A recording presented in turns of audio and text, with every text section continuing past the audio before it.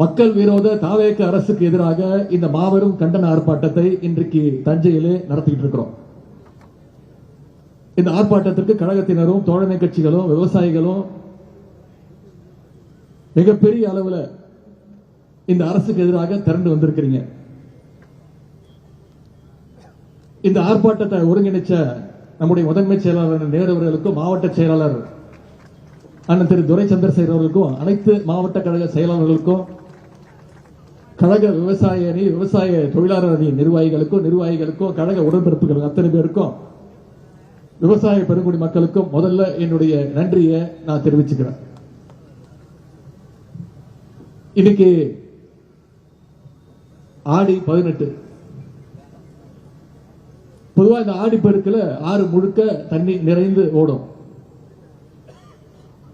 ஆனா வருகின்ற வழி எங்கும் பார்த்தேன், காவிரி டெல்டாவில் உள்ள ஆறுகள் அனைத்தும் இன்னைக்கு வறண்டு கிட்டத்தட்ட ஒரு பாலைவனம் போல இன்னைக்கு காட்சி அளிச்சிட்டு இருக்கு. இதுவே நம்முடைய திராவிட முன்னேற்ற கழகம் நம்முடைய தலைவர் முதலமைச்சராக இருந்தா இந்த நிலைமை ஏற்பட்டிருக்குமா? நம்ம தலைவர் இந்த நிலைமை ஏற்பட விட்டுருப்பாரா? இன்னைக்கு குருவையை காப்பாற்ற முடியல. சம்பா என்ன நிலைமை ஆகுமோன்னு விவசாயிகள் தவிச்சிட்டு இருக்கிறாங்க. இது ஏதோ ஒரு சாதாரணமாக நடந்த விஷயம் கிடையாது.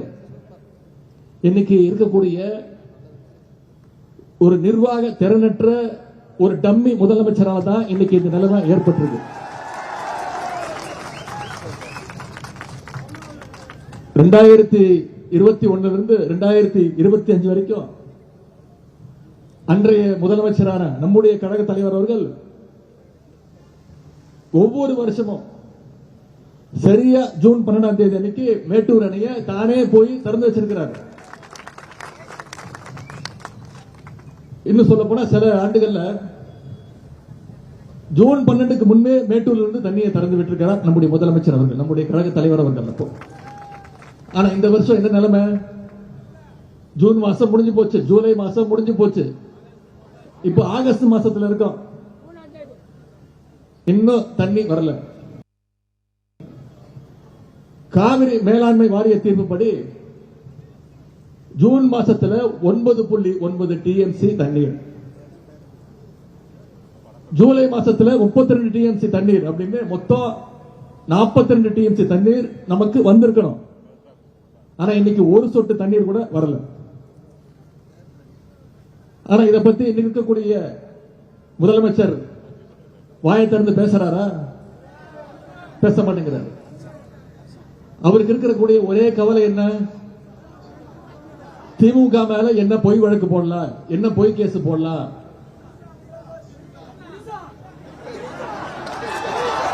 எங்க தண்ணி வருதோ இல்ல அங்க தண்ணி வரணும். காவிரி சொன்ன இங்க தமிழ்நாட்டில் ஆட்சி நடத்துறதுக்கு காங்கிரஸ் தயவு வேணும். அதனால கர்நாடகா காங்கிரஸ் அரசு கேள்வி கேட்க துப்பு இல்ல, எதிர்த்து கேள்வி கேட்கவே பயப்படுறாரு. அதே மாதிரி ஒன்றிய அரசை பகைச்சுக்கிட்டா பிரச்சனை வந்துடும். ஆட்சி அமைச்சு 3 மாசம் ஆச்சு, இது வரைக்கும் அவரோட வாயிலிருந்து பாஜக ஒரு வார்த்தை வந்ததே கிடையாது. அவ்வளவு பெரிய தைரியசாலி. அது மட்டும் இல்ல, நேற்று மேகதாது பிரச்சனையில ஒன்றிய பாஜக அரசு ஒரு தலைபட்சமா செயல்படுதுன்னு தமிழ்நாட்டு விவசாயிகள் டெல்லிக்கு போராட போயிருக்காங்க. நம்முடைய விவசாயிகளை மகாராஷ்டிரா காவல்துறை பாதியில வழிமறிச்சு, நாக்பூர்ல ரயில வழிமறிச்சு பாதியில அவங்களை இறக்கி விட்டு மீண்டும் தமிழ்நாட்டுக்கு போக சொல்லிட்டாங்க. இதை கண்டிச்சு நம்முடைய தலைவர் அவர்கள் அறிக்கை விட்டாங்க. அனைத்து எதிர்கட்சிகளும் அறிக்கை விட்டோம். இதை பத்தி முதலமைச்சர் வாய் திறக்கல. ஏன்? மகாராஷ்டிரா நடக்கிறது பாஜக ஆட்சி. அவங்களை எதிர்த்து பேசுறதுக்கோ இங்க இருக்கக்கூடிய முதலமைச்சருக்கு துப்பு இல்ல, திராணி இல்ல. அந்த அளவுக்கு விவசாயிகளுடைய உரிமையை விட முதலமைச்சருக்கு அவருடைய சுயநலம், ஆட்சி எப்படியாவது காப்பாற்றிக்கணுங்கிற அந்த சுயநலம் மிக மிக முக்கியம். இப்போ ஒட்டுமொத்த விவசாயிகளும் இந்த அரசுக்கு எதிராக திரும்பினதும் ஒரு டிராமா 2 நாள் கர்நாடகாவுக்கு போக போறேன், அப்படின்னு ரீல் விட்டாரு. அனைவரும் சொன்னோம், நம்முடைய தலைவர் சொன்னார், தயவு செய்து கர்நாடகத்துக்கு போகாதீங்க, இது மிகப்பெரிய சட்ட போராட்டம் நடந்துட்டு இருக்கு, பல்வேறு ஆண்டுகள் நடந்துட்டு இருக்கு, அரை நூற்றாண்டு கால போராட்டம். திராவிட முன்னேற்ற கழகம் மட்டும் இல்ல, அனைத்து எதிர்கட்சிகளும் சொன்னோம், அவங்களுடைய கூட்டணி கட்சியே சொன்னாங்க கர்நாடகம் போக தேவையில்லைன்னு. அதெல்லாம் அவர் கேட்கல. ஆனா கர்நாடக முதலமைச்சர் சொல்லிட்டாரு, தயவு செய்து இந்த பக்கம் வந்துடாதீங்க, உங்களுக்கு ஒரு சொட்டு தண்ணீர் கூட கொடுக்க முடியாதுன்னு கர்நாடக முதலமைச்சர் சொன்னதுக்கு பிறகுதான் அமைதியானார். இவரு கர்நாடக முதலமைச்சரை பார்க்கறது இருக்கட்டும், முதல்ல நம்ம ஊர் விவசாயிகளை உங்களை பார்த்தாரா, உங்களுடைய கோரிக்கைகளை கேட்டாரா? முதல்ல என்ன பண்ணிருக்கணும், நம்முடைய விவசாயிகளை வர சொல்லி அவங்களுடைய கோரிக்கைகளுக்கு செவிமடுத்திருக்கணும். அதை இந்த முதலமைச்சர் செய்யல. அரசு தான் எங்களை கூப்பிடல, கேட்கல, நாங்களே வந்து முதலமைச்சரை வந்து பார்த்து பேசுறோம்னு விவசாயிகள் கோட்டை நோக்கி போனாங்க. ஆனா அந்த விவசாயிகளையும் குண்டு கட்ட கைது பண்ணி அரசு தான் இந்த குதிரை பேர அரசு. அந்த அளவுக்கு விவசாயிகள் மேல இந்த முதலமைச்சருக்கு ஒரு வன்மம். முதலமைச்சர் தான் இப்படின்னா, நீர்வளத்துறைக்கு ஒரு அமைச்சர் இருக்கிறார். இப்படி ஒரு அமைச்சர் நீங்க பார்த்திருக்கவே முடியாது. பத்திரிகையாளர் பார்த்தாலே திருட மாதிரி ஓடுறாரு, தலைதெரிச்சு ஓடுறாரு, எந்த கேள்விக்கும் பதில் கிடையாது. வேளாண் துறை அமைச்சர் அப்படி ஒருத்தர் இருக்கிறாரு. என்ன தெரியுமா பண்ணிட்டு இருக்கிறாரு இன்னைக்கு வேளாண் துறை அமைச்சர்? வேளாண் பட்ஜெட்டை தூக்கிட்டு போய் திருப்பதிக்கு போய் பூஜை போட்டு கொண்டு வந்துட்டு இருக்கிறார். இதுதான் இன்னைக்கு இந்த அரசுடைய லட்சணம், இங்க இருக்கக்கூடிய அமைச்சர்களுடைய லட்சணம். எந்த மாதிரி அமைச்சர்கள் அமைஞ்சிருக்கிறாங்க? திருட்டு லாட்டரி விற்கிற ஒரு அமைச்சர், திருட்டு விசிடி வித்த ஒரு அமைச்சர், பிளாக்ல டிக்கெட் விற்கிற ஒரு அமைச்சர், உருட்டுக்கட்டையிலோட சுத்திட்டு இருக்கிற ஒரு அமைச்சர், எல்லாத்துக்கும் மேல போதை பவுடர் அமைச்சர். இப்படி மொத்த கேபினெட்டுமே ஒரு ஜோக்கர் கூட்டமாக இன்னைக்கு தமிழ்நாட்டில் அமைஞ்சிருக்கு. இந்த ஆட்சியில முதலமைச்சர் ரீல்ஸ் போடுறாரு, அமைச்சர்கள் ரீல்ஸ் போடுறாங்க, சட்டமன்ற உறுப்பினர்கள் ஸ்கூலு, ஹாஸ்பிட்டல், ஏன் பாத்ரூம், டாய்லெட் கூட விட்டு இல்ல, உள்ள போய் ரீல்ஸ் போட்டுக்கிட்டு இருக்கிறாங்க. 2 நாள் நீ பார்த்திருப்பீங்க, 2 அமைச்சர்கள் அவங்களுடைய மாவட்டத்தில் இருக்கக்கூடிய பள்ளிகளுக்கு போய் அங்க இருக்கக்கூடிய குழந்தைகள் எல்லாம் வெளில வர சொல்லி அவங்களுடைய கட்சி பேரை கோஷம் போட சொல்லி அதை ரீல்ஸ் எடுத்து போட்டுக்கிட்டு இருக்காங்க. இத மாதிரி ஒரு கேடு கெட்ட ஒரு ஆட்சியே தமிழ்நாடு இதுவரைக்கும் பார்த்ததே கிடையாது. சென்ற மாதம் தொலைக்காட்சி செய்திகள் நீங்க பார்த்திருப்பீங்க, தென்காசி பக்கத்துல ஒரு நெல் கொள்முதல் நிலையத்தில் நெல் மூட்டைகள்லாம் தீப்பிடிச்சு எரிஞ்சிட்டு இருக்கு. அங்க போன தாவேகாவுடைய ஆளுங்கட்சியுடைய ஒரு மாவட்ட செயலாளர் என்ன தெரியுமா பண்றாரு, 4 கேமரா எடுத்துட்டு போய் செட் பண்ணி அதை படம் பிடிச்சு பேக்ரவுண்ட் மியூசிக் போட்டு அதை எடுத்து ரீல்ஸ் போடுறாரு. இப்படி ஒரு ரீல்ஸ் போடுற ஒரு அரசை தமிழ்நாடு இல்ல, இந்தியாவே இதுவரைக்கும் பார்த்தது கிடையாது. அமைச்சர்கள் மட்டும் இல்ல, அமைச்சருடைய சொந்தக்காரங்க அண்ணன் தம்பி எல்லாம் ஆய்வுக்கு போறாங்க. அரசு அதிகாரிகளுக்கு தெரியல யார் அமைச்சர், யார் சட்டமன்ற உறுப்பினர், யாருக்குமே தெரியல, முதல்வருக்கும் தெரியல. அந்த அளவுக்கு ரீல்ஸ் வெறி முத்து போயிருக்கு இந்த அரசுக்கு. இன்னைக்கு விவசாயிகள் கண்ணீர் வச்சிட்டு இருக்கிறாங்க, ஆனா அமைச்சர்கள் என்ன பண்ணிட்டு இருக்காங்க, சினிமா தியேட்டர்ல போய் படம் பார்த்துக்கிட்டு கண்ணீர் வடிச்சிட்டு. அது மட்டும் இல்ல, தமிழ்நாட்டுக்கு 15 நாளைக்கு தினசரி 3500 கன அடி தண்ணீர், அதாவது சுமார் 4 TMC தண்ணியை திறந்த விடணும்னு காவிரி ஒழுங்காற்று குழு அது உத்தரவு பிறப்பிக்குது. அதன்படி பாத்தீங்கன்னா நமக்கு போன 2 மாசத்துல 42 TMC தண்ணி வந்திருக்கணும், ஆனா 4 TMC தான் கொடுக்கணும்னு உத்தரவு போட்டாங்க. அதையும் திறக்க முடியாதுன்னு கர்நாடக முதலமைச்சர் அவர்கள் உத்தரவு போட்டார். இத பத்திலாம் இந்த ஆட்சியாளர்களுக்கு எந்த கவலையும் கிடையாது. ஆட்சியாளர்களுக்கு கவலை இல்ல, ஆனா திராவிட முன்னேற்ற கழகத்தால சும்மா இருக்க முடியுமா? அதனாலதான் இன்னைக்கு விவசாயிகளுக்காக மக்கள் மன்றத்தில் இந்த போராட்டத்தை நடத்துற மாதிரி இன்னைக்கு உச்ச நீதிமன்றத்திலையும் திராவிட முன்னேற்ற கழகம் நம்முடைய தலைவர் சட்ட போராட்டத்தை ஆரம்பிச்சிருக்கிறார். காவிரி ஒழுங்காற்று குழுவுடைய உத்தரவை நிறைவேற்றணும்னு இன்னைக்கு உச்ச நீதிமன்றத்தில் நம்முடைய தலைவர் வழக்கு தொடர்ந்திருக்கிறார். ஒரு அமைச்சர் நேற்று சொல்றாரு, திராவிட முன்னேற்ற கழகம் இப்ப வழக்கு தொடர்ந்திருக்கு, கடந்த 5 வருஷமா ஏன் வழக்கு தொடரலன்னு. இப்படி ஒரு அறிவாளி அமைச்சர் எங்கேயாவது பார்த்திருக்கீங்களா? எதற்கு வழக்கு தொடரணும்? 5 வருஷமா தண்ணி ஒழுங்கா வந்துகிட்டு இருந்தது, வழக்கு தொடரல. இப்ப தண்ணி வரல, வழக்கு தொடர்வதற்கான பக்குவம் உங்களுக்கு இல்ல. அதான் நாங்க திராவிட முன்னேற்ற கழகம் செஞ்சுட்டு இருக்கிறோம். எதிர்கட்சியா இருக்கக்கூடிய நாங்க, நம்முடைய தலைவர் விவசாயிகளுக்காக இவ்வளவு செஞ்சுட்டு இருக்கிறோம். ஒரு பிரச்சனை வந்தா அதற்கு தீர்வு காண்றதுதான் ஒரு நல்ல அரசனுடைய அழகு. அதை இந்த அரசு செஞ்சிட்டு இருக்கா. அதற்கு எதிர்மாறா என்ன செஞ்சிட்டு இருக்காங்க தெரியுமா? ஏதாவது ஒரு பிரச்சனை வந்தா அதுல இருந்து மக்களை எப்படி டைவர்ட் செய்யறது அப்படின்னு தான் தினமும் யோசிச்சுட்டு இருக்கிறாங்க. தினமும் 4 மணிக்கு ஏதாவது ஒரு ரீல்ஸ், தினமும் திசை திருப்புற வேலையை முதலமைச்சர் செஞ்சிட்டு இருக்கிறாரு. 2 நாட்களுக்கு முன்பு இந்த காவிரி பிரச்சனை எல்லாரும் பேசிட்டு இருக்கு, ஒட்டுமொத்த தமிழ்நாடு கொந்தளிச்சிட்டு இருக்கு. முதலமைச்சர் என்ன பண்றாரு?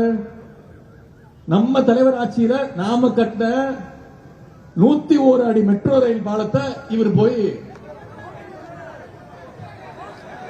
ஆய்வு பண்றாரு. அப்புறம் நம்ம தலைவர் கொண்டு வந்த சென்னை மெட்ரோ ட்ரெயின்ல போய் இவர் டிராவல் பண்ணி ரீல்ஸ் போடுறாரு. இன்னைக்கு இதே மாதிரி நம்ம ஆர்ப்பாட்டம் இன்னைக்கு இருக்குன்னு தெரிஞ்சோன்ன இதை டைவர்ட் பண்றதுக்கு, இந்த ஆர்ப்பாட்டத்தை டைவர்ட் பண்ணணுங்கிறதுக்காக காஞ்சிபுரத்தில் சிப்காட்டுக்கு ஆய்வுக்கு போறாரு. அதுவும் பாத்தீங்கன்னா நம்ம தலைவர் ஆட்சியில நாம கொண்டு வந்த செயின்ட் கோபேன் கம்பெனியில தொழிற்சாலையில போய் ஆய்வு பண்றாரு. ஆய்வு பண்றவரு சொந்தமா ஒரு திட்டத்தை கொண்டு வந்து அதை செயல்படுத்தி அதை ஆய்வு பண்ணாருன்னா அது நல்லது, அழகா இருக்கும், பார்க்கறதுக்கு நல்லா இருக்கும். ஆனா தொடர்ந்து நாம முதலமைச்சரா, நம்முடைய தலைவர் முதலமைச்சரா இருந்தப்போ என்னென்னலாம் தொடங்கி வச்சாங்களோ அந்த திட்டங்களை எல்லாம் தொடர்ந்து ஆய்வு பண்ணிட்டு இருக்கிறாரு. நான் கூட ஒரு மீன் பார்த்தேன், இவர் மெட்ரோ ட்ரெயின்ல போய் ஆய்வு பண்ணி இருக்கிறாரு. அப்புறம் 101 அடி மேல அந்த மெட்ரோ ட்ரெயின்ல ஆய்வு பண்ணும்போது பாக்குறாரு சென்னை முழுக்க அத்தனை திட்டங்கள் தெரியுது. அவர் மைண்ட் வாய்ஸ், ஏன்பா எனக்கு ஓட்டு போட்டீங்க, இவ்வளவு பண்ணி வச்சிருக்கிறாங்க தமிழ்நாட்டுக்கு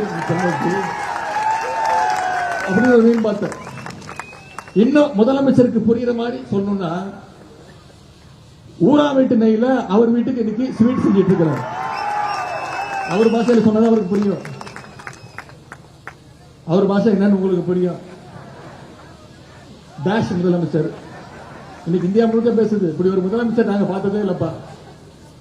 வாயில நல்லா வந்துரும், எதுக்கு எடுத்தாலும் கொத்து மரடா போடுவேன். தேர்தல் பிரச்சாரத்தில் பேசும்போது என்ன சொன்னாரு? அடுத்த ஜென்மம்னு ஒண்ணு இருந்தா விவசாயியா பிறக்கணும் அப்படின்னு சொன்னாரா இல்லையா? சரி, நான் கேட்கிறேன், இதுக்கு எதுக்கு அடுத்த ஜென்மம் வரைக்கும் வெயிட் பண்ணணும்? வாங்க, இந்த ஜென்மத்திலேயே விவசாயம் பண்ணலாமே. யாரு எப்ப வர விவசாயம் பண்ணலாம். நான் சொல்றேன், மே 10ஆம் தேதியில இருந்து இந்த தரங்கெட்ட ஆட்சி அமைஞ்சதுல இருந்து அதிக ஏமாற்றங்களை சந்திச்சிட்டு இருக்கிறது நம்முடைய விவசாய பெருங்குடி மக்கள் தான்.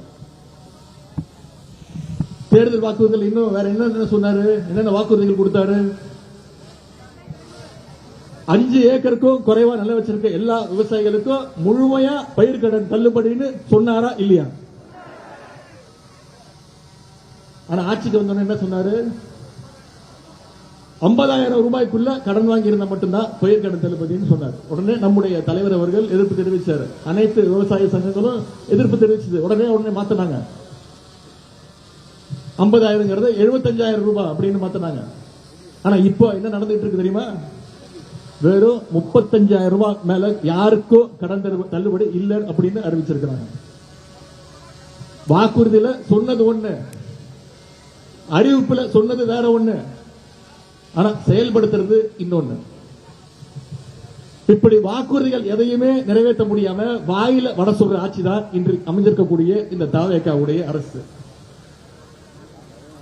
இதுவே 2006 கழக ஆட்சி அமைஞ்சப்போ நம்முடைய முத்தமிழ் டாக்டர் கலைஞர் அவர்கள் தான் சொன்னபடி 7000 கோடி ரூபாய் அளவுக்கு விவசாய கடனை தள்ளுபடி செஞ்சாங்க. அது எப்படி செஞ்சாரு? அவர் முதலமைச்சரா பதவியேற்கிற அந்த மேடையிலேயே கோப்புகளை கொண்டு வந்து அங்கேயே கையெழுத்து போட்டார். சென்ற ஆட்சியில் நம்ம தலைவர் 12000 கோடி ரூபாய் அளவுக்கு பயிர்கடன் தள்ளுபடியை நம்முடைய தலைவர் செஞ்சார். இந்த சூழ்நிலையில் தான் இன்னைக்கு முழு பயிர்கடனையும் ரத்து பண்ணணும்னு விவசாயிகள் தொடர்ந்து போராட்டத்தை அறிவிச்சிங்க. ஆனா சட்டசபையில் பேசின முதலமைச்சர் என்ன தெரியுமா சொன்னாரு?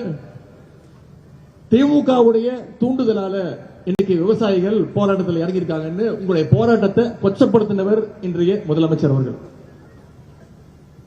கழக ஆட்சி நடந்தப்போ மேகதாது அணையை கட்ட விடாம நாம தடுத்தோம், கர்நாடகாவை தடுத்தோம்.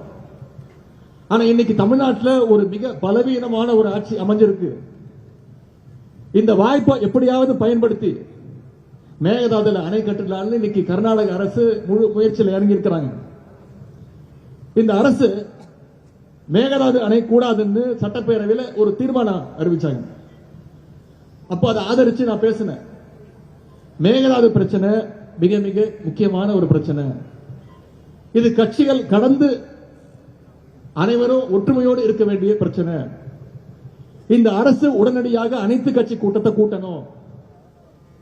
தமிழ்நாட்டில் இருக்கக்கூடிய அனைத்து எல்லா கட்சி பிரதிநிதிகளும் ஒன்னா போய் ஒன்றிய அரசுக்கு நாம நம்முடைய அழுத்தத்தை கொடுப்போம்னு சொன்னேன். ஒன்றிய அரசுக்கு அழுத்தத்தை கொடுப்போம்னு தான் சொன்னேன். உடனே ஆட்சியாளர்கள் பயந்துட்டாங்க. நேத்து கர்நாடகாவில் அனைத்து கட்சி கூட்டத்தை கூட்டி காவிரி பிரச்சனையில அவங்களுடைய ஒற்றுமையை இன்னைக்கு அவங்க காட்டியிருக்கிறாங்க. ஆனா இங்க இருக்கக்கூடிய இந்த முதலமைச்சர் அனைத்து கட்சி கூட்டத்தை நடத்துவதையே மிகவும் ஒரு அவமானமா நினைக்கிறார். குருவையை பொறுத்த வரைக்கும் போன வருஷம் 6.5 லட்சம் ஏக்கர்ல சாகுபடி நடந்துச்சு. ஆனா இந்த வருஷம் வெறும் 1.5 லட்சம் ஏக்கர்ல தான் சாகுபடி ஆயிருக்கு. கிட்டத்தட்ட 14 லட்சம் விவசாயிகள் இதனால பாதிக்கப்பட்டிருக்கிறாங்க. சுமார் 2500 கோடி ரூபாய் அளவுக்கு விவசாயிகளுக்கு இன்னைக்கு இழப்பு ஏற்பட்டிருக்கு. ஆகவேதான் ஏக்கருக்கு 25,000 ரூபாய் நிவாரணம் கொடுங்க, பயிர் காப்பீட்டுக்கான பிரீமியமை அரசே செலுத்த வேண்டும், சம்பா சாகுபடிக்கு விதை, உரம், பூச்சிக்கொல்லி இதையெல்லாம் மானியமாக அரசு கொடுக்க வேண்டும் அப்படின்னு நம்முடைய தலைவர் அவர்கள் அரசுக்கு கோரிக்கை வச்சாங்க. ஆனா இந்த கோரிக்கையையும் ஏற்க இந்த அரசு தயாராக இல்லை. அதனாலதான் இன்னைக்கு வீதிக்கு வந்து நாம போராடிட்டு இருக்கோம். நாம இவங்கிட்ட கேட்டுக்கொள்வதெல்லாம் தேர்தல் அறிக்கையில சொன்னபடி முழு பயிர்க்கடனையும் தள்ளுபடி செய்யணும். விவசாயிகள் தொடர்பான இந்த பிரச்சனைகள் எல்லாம் வர்ற சட்டமன்ற கூட்டத்தொடரில் 2 நாள் ஆரம்பிக்குது, 5ஆம் தேதி ஆரம்பிக்குது. சும்மா விட மாட்டோம். வர்ற சட்டமன்ற கூட்டத்தொடரில் திராவிட முன்னேற்ற கழகம் நிச்சயம் இந்த பிரச்சனையை எழுப்போம். சட்டமன்றம், நீதிமன்றம், மக்கள் மன்றம்னு அனைத்து இடங்கள்லையும் விவசாயிகள் உங்களுக்கான ஆதரவாக, உங்களுடைய குரலாக திராவிட முன்னேற்ற கழகம் என்றைக்கும் ஒலிக்கும். டெல்டா விவசாயிகளுக்கும் திராவிட முன்னேற்ற கழகம் என்னைக்கும் பக்கபலமாக இருக்கும். காவிரி பிரச்சனையில தமிழ்நாட்டுடைய உரிமையை என்றைக்கும் நிலைநாட்டுவோம் சொல்லி இந்த சிறப்பான வாய்ப்பை ஏற்படுத்தி கொடுத்த நம்முடைய முதன்மை செயலாளருக்கும், கழக தலைவர் அவர்களுக்கும், மாவட்ட கழக செயலாளருக்கும், நிகழ்ச்சியில் பங்கேற்ற அனைத்து விவசாய பெருங்குடி மக்களுக்கும் அத்தனை பேருக்கும் என்னுடைய நன்றியை தெரிவித்து வாய்ப்புக்கு நன்றி கூறி விடைபெறுகின்றேன். நன்றி, வணக்கம்.